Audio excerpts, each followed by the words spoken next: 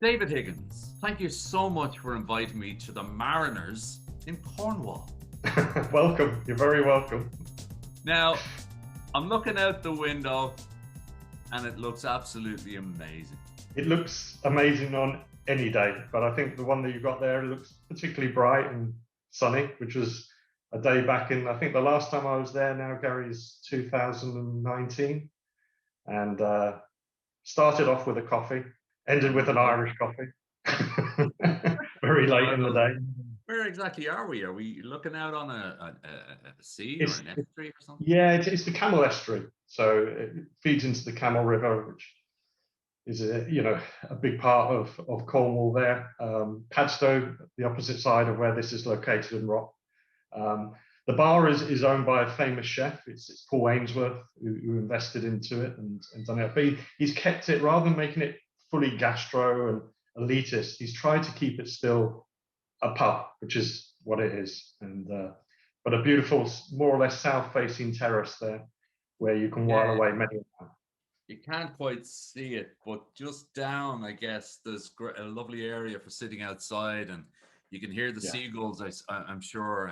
Oh, you can. And just the whole thing, just watching the world go by, little fishing boats and stuff going on, people coming around. And it's that sort of bar again. Rock is quite an upmarket place now. There's a lot of second home in there and all the rest of it. But I think the lovely thing still about Cornwall is you can still see normal people doing normal stuff in between all the rest of it. It could be the draw back to your lineage, back to Cork, huh? It could Well, be it looks that. like Cork. I was going to say I have an affinity for harbours. My family grew up on Cork Harbour, and went there very often as a child. And my first home was that I bought myself was in Poole, which was again harbourside location. Unfortunately, I'm in the countryside, so I'm feeling left out now. I need to be back to the coast again. So if we were there and we were actually pulling up a stool, who's the one person, dead or alive, that you'd actually say, yeah, I'd love to have a pint with that person? There's so many, and you could get emotionally attached on it. A man of my years now has seen many people pass, so sometimes you say, well, I'd like to have a pint with my father again, or any number of people. That unfortunately you can't do that no matter what happens anymore. So they would be in my mind. But I've always been keen on space, I suppose. I've been fascinated with flying, aviation from an early age. I was lucky enough to be able to qualify as a pilot there a little while back and meet one of those kind of childhood ambitions. So always been reaching probably beyond my means, shall we say, to the sky. So I would say one of the astronauts, probably Neil Armstrong himself, because first man on the moon. And I think it's just to be able to sit with somebody and speak to them about that they look back, or they have been able to look back at the Earth the way that we look at the moon, seeing that encapsulated sphere where everything is ever happens. Everyone that we know, love, cherish. I mean, that's how I think Carl Sagan put it in that same way, is that any history just comes back to that blue sphere. And it's It'd be fascinating. extraordinary. It's extraordinary when you talk to those people who have come across that crest and seen the little blue marble, I think they call it. That's what they called it, yeah. Yeah, the first thing that strikes them is it's tiny, Fragility. fragility. And you often think with what we're currently doing and talking about and trying to reverse, that if we all went up maybe and looked back and saw the fragility, that will be the tangible icon of what we need to actually really get going, to I, stop doing certain things and start doing others. Is that your sense from what we learned from space? Absolutely, 100%. Other than all the geeky stuff as well, just seeing it and knowing it. But yeah, I think it.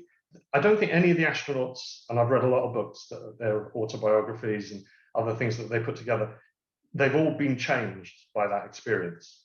Not just the sheer scale of some of the enterprises that they've done, but having that perspective, which not many people, Mm. to hide the Earth behind your thumb I think that was again, it was one of the films, Apollo 11. I think Jim Lovell, when he was wanting to get home, he had the earth behind his thumb, and yeah. Because I suppose up to obviously supersonic flight paths and bluebirds and into space and stuff, they've seen it. But I used to always be amazed at the people who went on Concorde. Yeah. That one of the things they always used to come off and say, I saw the curvature of the earth. Yeah. And they also had a little taste, would they, of the fragility that tiny. So listen, I think we're onto something here. Would that be the thing that people don't really know about you, that you're a bit of an old space geek? I am, but I'm not hugely qualified in the subject. I pick up the odd fact here and there for the basic books that I read and stuff like that. But yeah, it fascinates me, Garry. It absolutely fascinates me. And it's not the thing. There's a lot of talk, and strong personalities always have split views. And when you look at someone like I guess Elon Musk is commercializing space, more than anything else. So when you look at the boundaries that they in SpaceX are breaking, are you really excited? Or there seems to be a big pregnant pause in my view on technology. So as a young man now that grew up in the 60s, just saw the space race as it was at that time, and then it just dropped off a cliff. And then we had the space shuttle and things like that, and of course Concorde.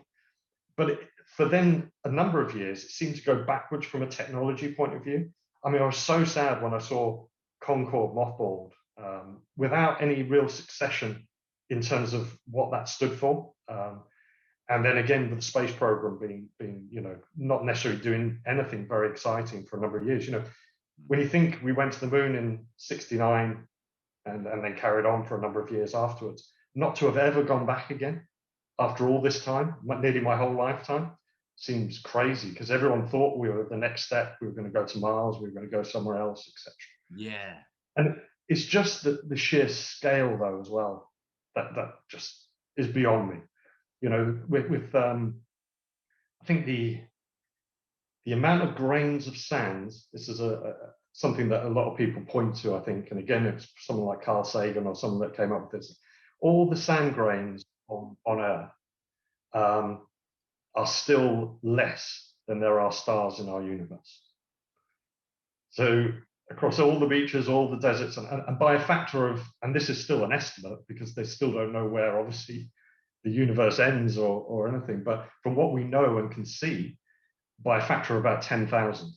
So, and you and I, as we observe people, successful people and less successful people, what you've just demonstrated there with building a picture in my mind and painting a picture. I know what sand looks like. I also know what a beach looks like. I also know how many grains of sand there are. So immediately I know and picturize how big that is. If you had told me that it was 10 to the power of 42, the pi differential, I would have glazed over.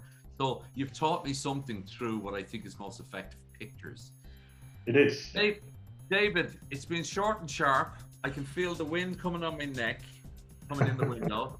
I can nearly hear the seagulls. If the seagulls are anything like what we have in Hoth here, they're more like ostriches because they get fed chips. They're huge things. It's been short and sharp. It's been fun though. Thank you, David. Thank you for taking me back. And I will, every time I look at the star now, I think of a grain of rice. Fantastic. Thank you so much. No worries. Thanks, Garry.